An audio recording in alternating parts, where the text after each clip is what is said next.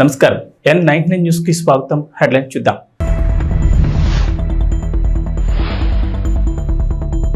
ప్రధాని మోడీ ఇటలీ పర్యటన ముందు ఖలిస్తానీల దుశ్చర్య.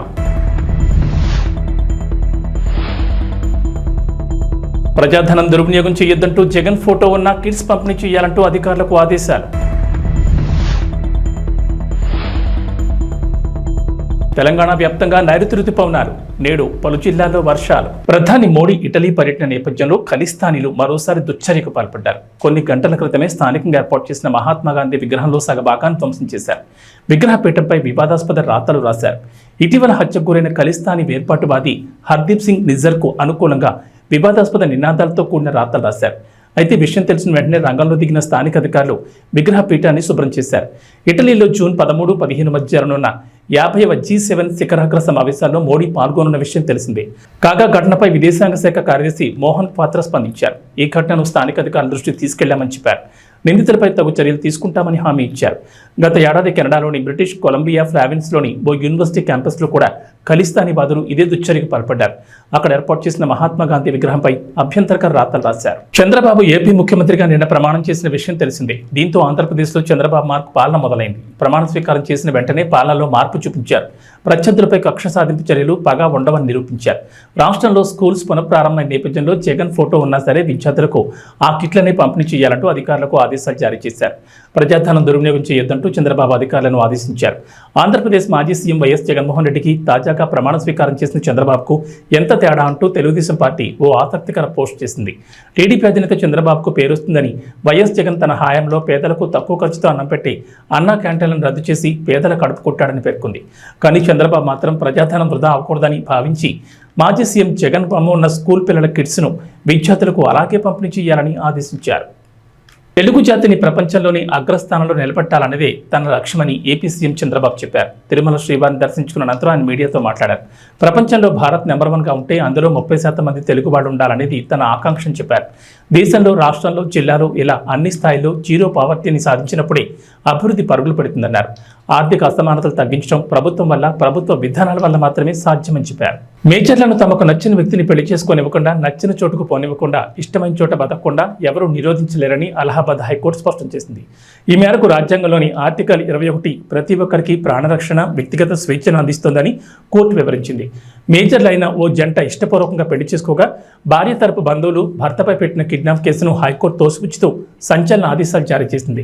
భార్య మేనమామ ఫిర్యాదు మేరకు కిడ్నాప్ కేసు నమోదు చేయడమే కాకుండా జ్యుడిషియల్ మెజిస్ట్రేట్ భార్య వాంగ్మూలాన్ని తీసుకున్న తర్వాత కూడా ఆమెను తల్లిదండ్రుల ఇంటికి తిరిగి పంపించడాన్ని అలహాబాద్ హైకోర్టు తీవ్రంగా తప్పుపట్టింది. ఈ శుక్రవారం థియేటర్లలో దిగబోతున్న సినిమాల సంఖ్య ఎక్కువగానే ఉంది. 5 సినిమాలు ఈ బరిలో దిగబోతున్నాయి. ఆ జాబితాలో కాస్త బజ్ ఎక్కువగా ఉన్న సినిమాగా హరోం హరా కనిపిస్తోంది. సుధీర్ బాబు కథానాయకుడిగా నటించిన ఈ సినిమాకి జ్ఞానసాగర్ దర్శకత్వం వహించారు. మాళవిక శర్మ కథానాయికగా నటించిన ఈ సినిమాపై అందరిలో ఆసక్తి ఉంది. ఇక 2వ స్థానంలో ఏవం ఆసక్తిని రేపుతోంది. చాందిని చౌదరి ప్రధానమైన పాత్రను పోషించిన ఈ సినిమాకి ప్రకాష్ దంతలూరి దర్శకత్వం వహించాడు. ఈ సినిమాకి నిర్మాణ భాగస్వామిగా నవదీప్ ఉండడం విశేషం. అదే రోజున ఇంద్రాణి, అజయ్ ఘోష్ ప్రధాన పాత్రధారిగా మ్యూజిక్ షాప్ మూర్తి సినిమాలు థియేటర్లో రానున్నాయి. ఈ 4 సినిమాలతో పాటు ఒక తమిళ అనువాదం కూడా ఆ రోజునే విడుదలవుతోంది. ఆ సినిమా పేరే మహారాజా. విజయ్ సేతుపతి కథానాయకుడిగా నటించిన ఈ సినిమాపై అంచనాలున్నాయి. నిథిలన్ స్వామినాథన్ దర్శకత్వం వహించిన ఈ సినిమాలో మమతా మోహన్ దాస్, అభిరామి ముఖ్యమైన పాత్రలో కనిపించబోతున్నారు. ఈ 5 సినిమాల్లో ఏది ఎక్కువగా ఆకట్టుకుంటుందనేది వేచి చూడాలి. మరి వైసీపీ నేత విజయసాయిరెడ్డిపై టీడీపీ నేత బుద్దా వెంకన్న ఫైర్ అయ్యారు. వైసీపీలో మంత్రులు, ఎమ్మెల్యేలు బూతులు తిరిగితే జగన్ విజయసాయిరెడ్డి కనిపించలేదని ప్రశ్నించారు. కొడాలి నాని, వంశీ అనే పిల్లల తాటాకు చెప్పులకు మీరు మురిసిపోయారని ఆగ్రహం వ్యక్తం చేశారు. ఈ సందర్భంగా గురువారం ఆయన విజయవాడలో మీడియాతో మాట్లాడుతూ నారా లోకేష్ నిర్వహించిన జూమ్ మీటింగ్లోకి వాళ్ళు వస్తే తప్పని ఎందుకు చెప్పలేదన్నారు. దాడులు చేయొద్దని మా నాయకులు ముందే చెప్పారన్నారు. ఎక్కడో ఏదో ఘటన జరిగితే విజయసాయిరెడ్డి రాద్ధాంతం చేస్తున్నారని మండిపడ్డారు.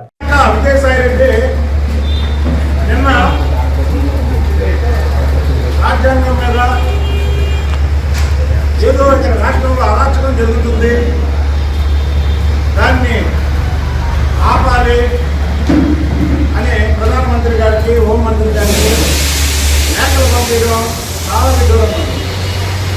అసలు ఈ ముసలినక్క విజయసాయిరెడ్డి తెలుగుదేశం ప్రభుత్వం 2014 నుంచి కూడా ఇష్టం వచ్చినట్టు కార్యక్రమాలు వస్తుంటే మా ప్రభుత్వం ఉండి కూడా ఈ ముసలి నక్కని మేమేమీ చేయకుండా వదిలేయడమే తప్పైపోయాం. కాబట్టి 2019 నుంచి 2024 వరకు తెలుగుదేశం పార్టీ శ్రేణుల మీద అనేక దాడులు నిర్వహించడమే కాకుండా నోటికి ఇష్టానుసారం బూతులు మాట్లాడడం, సోషల్ మీడియాలో పెట్టడం, ఇవన్నీ ఈ ముసలి నక్కను ముసలి నక్కన పక్కన వాళ్ళకి కనబడలేదో ఇవ్వబడలేదో అరాచకాలు ఉంటే ఒకటి కాదు. జూన్ 4 ఎన్నికల ఫలితాలు ముందు వచ్చే వరకు కూడా ఢిల్లీలో పులి తోడు కప్పుకొని ప్రవర్తించినట్టు జగన్మోహన్ రెడ్డి కానీ లేదా విజయసాయి రెడ్డి కానీ, అలాగే ఇక్కడ కొడాల నాని, వంశీ, అవినాష్, దారంపూడి చంద్రశేఖర్ రెడ్డి, అంబటి రాంబాబు, పిన్నెల రామకృష్ణారెడ్డి, ఇంకా చాలామంది వీళ్ళందరూ పిల్లులు పులులాగా యాక్ట్ చేశారు ప్రభుత్వాన్ని అడ్డం పెట్టుకొని. ఎన్నికల ఫలితాల తర్వాత ఎక్కడా కూడా రాష్ట్రంలో మీరు ఒక్కసారి కూడా ప్రజలకి వినియోగించడానికి ఈ ప్రెస్ మీట్ పెట్టింది. ఇవాళ ఏదో చిన్న చిన్న సంఘటనలు తప్ప ఏ పెద్ద సంఘటనలు ఈ రాష్ట్రంలో జరగాలి. ఇంకా తెలుగుదేశం పార్టీ నాయకుడినే కర్నూలులో చంపేశారు. ఏది మా ప్రభుత్వం వచ్చిన తర్వాత. మా ప్రభుత్వం వచ్చిన తర్వాత ఏదైనా చిన్న చిన్న సంఘటనలు జరిగినా వాళ్ళని కేసులు పెట్టారు. ఎప్పుడైతే చంద్రబాబు నాయుడు గారు కానీ, లోకేష్ గారు కానీ, పవన్ కళ్యాణ్ గారు కానీ వీళ్ళు ఇలాంటి మాటలు కానీ దాడులు కానీ చెయ్యకండి అని ఎప్పుడైతే చెప్పారో ఆటోమేటిక్గా బీపీ వచ్చినటువంటి కార్యకర్తలు అందరూ కూడా సైలెంట్ అయ్యారు. దీన్ని మళ్ళీ రద్దుకొట్టి విధంగా ఈ ముసలి నక్క విజయసాయిరెడ్డి నిన్న ప్రెస్ మీట్ పెట్టారు. ఏమన్నా విజయసాయిరెడ్డి నీకు కనబట్టలేదా? విజయవాడలో అవినాష్ పార్టీ ఆఫీస్ మీద దాడి చేసినప్పుడు ఖండించావా? కొడాల నాని చంద్రబాబు నాయుడు గారిని ఇష్టానుసారం మాట్లాడినప్పుడు ఖండించారా? వల్లభనేని వంశీ వాడొక లుచ్చ తెలుగుదేశం పార్టీలో 2 సార్లు గెలిచి మీరు ఎక్కడ చంపేస్తారో అని భయపడి, వాడు ఆస్తులు ఎక్కడ కాజేస్తారో అని భయపడి పారిపోయి మీ చెంతం చేరి మీ మెప్పు కోసం చంద్రబాబు నాయుడు గారి కుటుంబం మీద అవాకులు చవాకులు తేలితే అది తప్పు అని ఖండించారా? అసలు విజయసాయిరెడ్డి నీకే అర్హత ఉంది లేఖ రాయడానికి? నీ ఇంట్లో నీ పక్కన కొడాల నాని అనే ఒక పిల్లి, వల్లభనేని వంశీ అనే ఇంకో పిల్లి, ఈ 2 పిల్లిలు అటు ఇటు కూర్చొని లోకేష్ బాబు గారు ఏదైతే విద్యార్థులతో జూమ్ మీటింగ్ నిర్వహిస్తే ఆ జూమ్ మీటింగ్లో మీ సాహిత్యంలో కొడాల నాని వల్లభనేని వంశీ జూమ్ మీటింగ్లోకి వస్తే ఖండించలేదే? ఇవాళేమో రాజ్యాంగాలు ఎక్కడ ఉన్నాయి, లా అండ్ ఆర్డర్ ఎక్కడ ఉంది అని మాట్లాడుతున్నట్టు కొడాల నాని. అరే ఒక్కరోజుకైనా వెళ్తేనాగయ్యా మీరు పోరాటం చేయగా ప్రతిపక్షంలో మన మీద దాడి జరగలేదే? మీరు రాజేస్తారండి మాటల్లో దాడి చేయించాడే? మీరు భయపడలేదే? అయినా అసలు మీ మీద దాడి ఎక్కడ జరిగిందా? మీరు దాడులు చేయమని ఎవరికి చెప్పట్లేదు. దాడుల్ని మా పార్టీ నాయకులే దాడులు చేయొద్దని చెప్పారు. ఈ రాష్ట్రంలో ఏదో అయిపోతుందని కేంద్రంలో చూపించడం కోసం ఈ ముసలి నక్క విజయసాయిరెడ్డి పక్కన ఒక 2-3 ఎంపీలు చోటా మోట ఎంపీలు వేసుకొని రాష్ట్రంలో ఏదో జరిగిపోతుందని రాష్ట్రానికి చూపించడం కోసం ఒక ప్రెస్ మీట్ పెట్టాడు. చెప్పండి, ఫలానా నాయకుడి మీద దాడి జరిగిందని ఏదో ఆవేశంలో అలా ఉత్సాహంలో చిన్న ఏదో సంఘటన జరిగింది, దాన్ని అంతటితో కట్టయిపోయింది. మరి లోకేష్ బాబు గారి మీద జూమ్ మీటింగ్లో ఈ పిల్లి వల్లభనేని వంశీ వచ్చి మాట్లాడితే నీ ఇంట్లో నువ్వు మాట్లాడిస్తే రావచ్చా? ఇప్పుడు లోకేష్ బాబు గారు ఇప్పుడు మాట్లాడతాడు జూమ్ మీటింగ్లో, నువ్వు నీ పిల్లి పొలాలని ఇంకో పిల్లి పొలమనేని వంశీని అటు ఇటు పెట్టుకొని ఇప్పుడు రెండు మాట్లాడండి. అంటే ప్రభుత్వం ఉంటే ఒకలాగా, ప్రభుత్వం లేకపోతే ఇంకొకలాగా. మీరే ధైర్యవంతులే, ప్రభుత్వం ఉన్నా లేకపోయినా పోరాటం చేయాలా? మీరు పోరాటం చేయాలా? ఇదల్లా పిల్లిలా మాట్లాడతారు సార్. మీ మీద ఏ సంఘటన జరగకుండా పిల్లిలా మాట్లాడతారు. చంద్రబాబు నాయుడు గారికి అవి ఎన్ని రుద్దుతారు.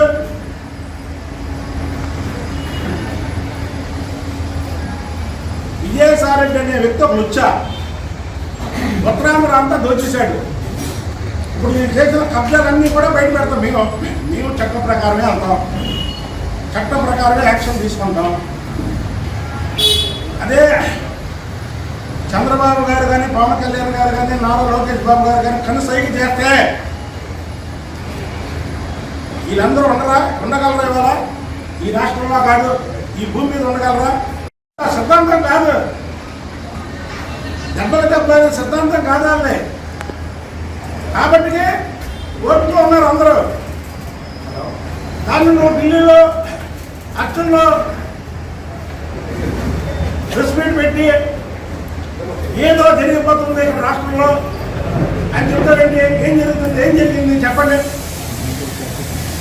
నిన్న ఒక పక్క చంద్రబాబు నాయుడు గారి ప్రమాణ స్వీకారం భారతదేశంలో ఏ ముఖ్యమంత్రికి జరగనంత ఘనంగా జరిగింది.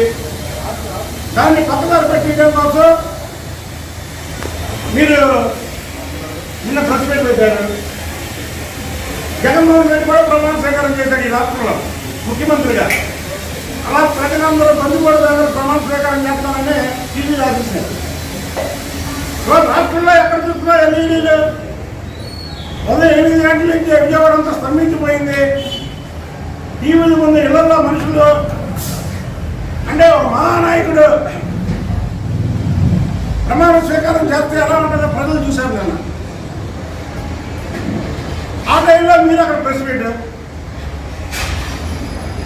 మరి ఇన్నాళ్ళు కొంత పుల్లులాగా మాట్లాడారే. ఇవాళ పిల్లుల్లా మాట్లాడుతున్నారు. ఏంటి ఇవాళ రాజ్యాంగ వ్యవస్థలు ఏమైపోయినాయి, చట్టాలు ఏమైపోయినాయి, న్యాయాలు ఏమైపోయినాయి, పోలీసులు ఏమైపోయారు. ఈ పోలీసులు పెట్టుకోలే కదా ఈ పిల్లి వల్లభనేని వంశీ చంద్రబాబు గారి కుటుంబం మీద అవాకులు చవాకులు పెడితే 4+4 గన్మ్యాన్లు, దేవినేని అవినాష్ ఇంటి మీద దాడి చేస్తే 2+2 గన్మ్యాన్లు. మీరు ఇంతవరకు మా గన్మ్యాన్ ఏం తీసుకోలేదే. అంటే ప్రభుత్వం ఉంటే పులుల్లో వేషం కడతారా? ప్రభుత్వం పోగానే మీ నిజ స్వరూపం పిల్లల్లో బయటకు వచ్చి అంటారా? వాళ్ళు గుర్తుపెట్టుకోండి, మా నాయకులు చెప్పినట్టు మేము వింటాం. అంతేగాని మీరు ఈసారి ఏదో 2014 నుంచి 2019 వరకు చంద్రబాబు గారి మీద, లేదా లోకేష్ బాబు గారి మీద, పవన్ కళ్యాణ్ గారి మీద ఇష్టం వచ్చినట్టు మాట్లాడడం, లేనిపోని ఆరోపణలు చేయడం, లేదా సోషల్ మీడియాలో మీరు ఏదైనా చేయడం చేస్తే మాత్రం ఊరుకున్న ప్రసక్తే లేదు. అలాగే ఇంకొక విషయం చెబుతున్నాం. వల్లభనేని వంశీ అనే వాడు మాత్రం వాడు మాట్లాడకూడనే మాట మాట్లాడాడు. వాడిని మాత్రం క్షమించే పరిస్థితే లేదు ప్రజలు. ఏడే ఎంత హీరోగా మాట్లాడేవాడుగా, ఎంత పోటీ పట్టేవాడుగా, నీ పక్కన కూర్చొని జూమ్లోకి వస్తే నువ్వేదో పెద్దవాడు హీరో అనుకుని పక్కన కూర్చోబెట్టి లోకేష్ బాబు గారితో మాట్లాడుతుంటే జూమ్లోకి తీసుకెళ్ళావుగా. ఏడు ఎక్కడున్నాడు ఒకసారి నువ్వు కలుపు, ఒకసారి ఫోన్ చెప్పి నాకు ఫోన్ చెప్పి ఒకసారి వల్లభనేని వంశీతో ఫోన్ చెప్పి మీ ప్రభుత్వం ఉన్నప్పుడే 3 సంవత్సరాల క్రితం నేను చెప్పా వల్లభనేని. కాబట్టి మేము ఒకటే చెప్తున్నాం విజయసాయిరెడ్డికి, నువ్వు ముసలి నక్కవి, సిగ్గునివి, మీ ఆటలు ఈ రాష్ట్రంలో సాగు. నేను చెప్పినట్టు చక్కగా బుద్ధిగా మీ పార్టీని రద్దు చేసుకొని మీరు ఇళ్లలో కూర్చొని చక్కగా కేసులు వాయిదాలకు వెళ్ళి ఆ వేసే శిక్షని జీవితకాలం జైల్లో ఉండి అనుభవిస్తే తప్పులకి కొంతైనా మీకు ఉపశమనం లోపల జైల్లో కలుగుతుంది. అంతేగాని ఈ లేనిపోయిన ఆరోపణలు చేసి రాష్ట్రంలో ఏదో అయిపోతున్నాయి, ఏది రాష్ట్రాన్ని ఇడికొండలో మార్చింది మీరు. మార్చి ఇవ్వాలా ఇలా మాట్లాడతారా?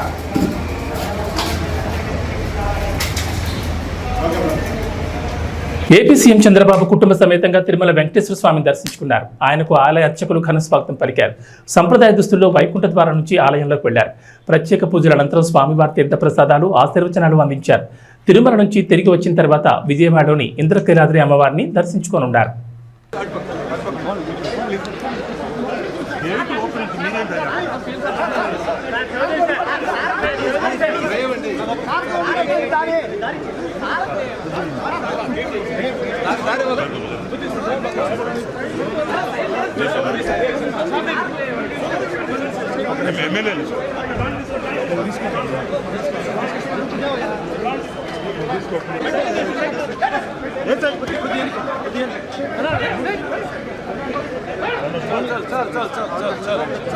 గట్టిగా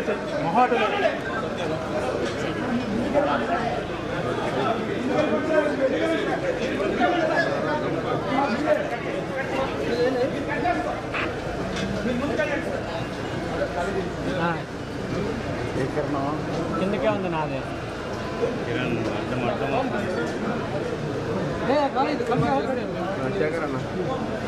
కిరణ్ కింద పెట్టా టెంపుల్ చూసి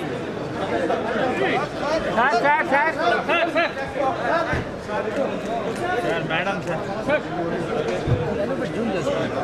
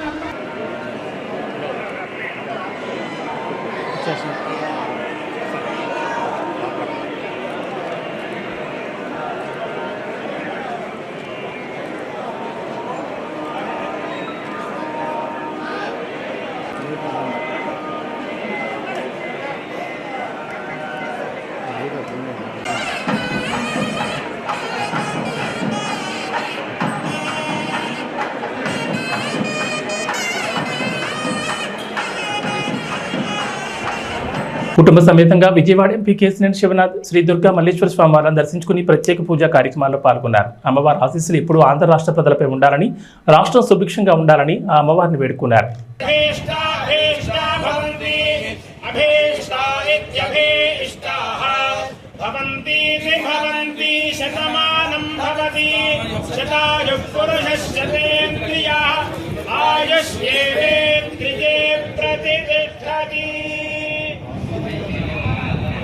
महाकाली महालक्ष्मी महासरस्वती स्वरूप कनकदुर्गा महापरदेवता अनुग्रह प्रसाद फल सिद्धिरस्तु समस्त सन्मंगलानि भवन्तु. जनक बेटा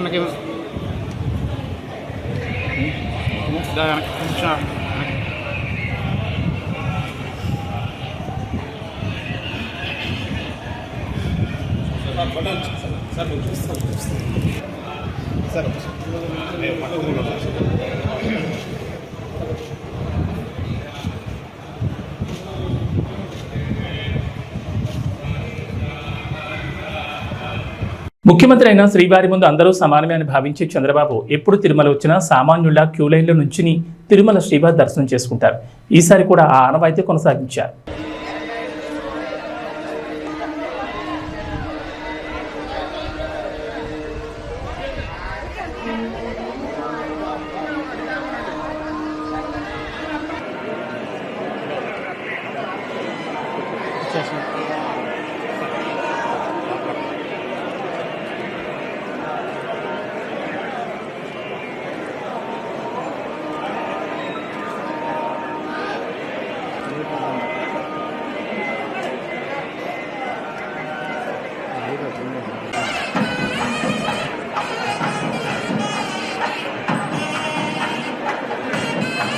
ప్రభుత్వ పాఠశాలలు ప్రారంభమైన సందర్భంగా విద్యార్థులకు ఉచిత పాఠ్యపుస్తకాల పంపిణీకి అధికారులు ప్రయత్నాలు చేస్తున్నారు. గత ప్రభుత్వం ఏ విధంగా బుక్స్, బట్టలు, బ్యాగులు సప్లై చేసిందో అదేవిధంగా ప్రస్తుత కూటమి ప్రభుత్వం కూడా సరఫరా చేస్తున్నారు. ఈ సందర్భంగా సెంట్రల్ ఎంఈఓ విజయలక్ష్మి మాట్లాడుతూ ప్రభుత్వ ఉత్తర్వుల మేరకు అన్ని పాఠశాలలకు కిట్లను సరఫరా చేస్తున్నామని చెప్పారు.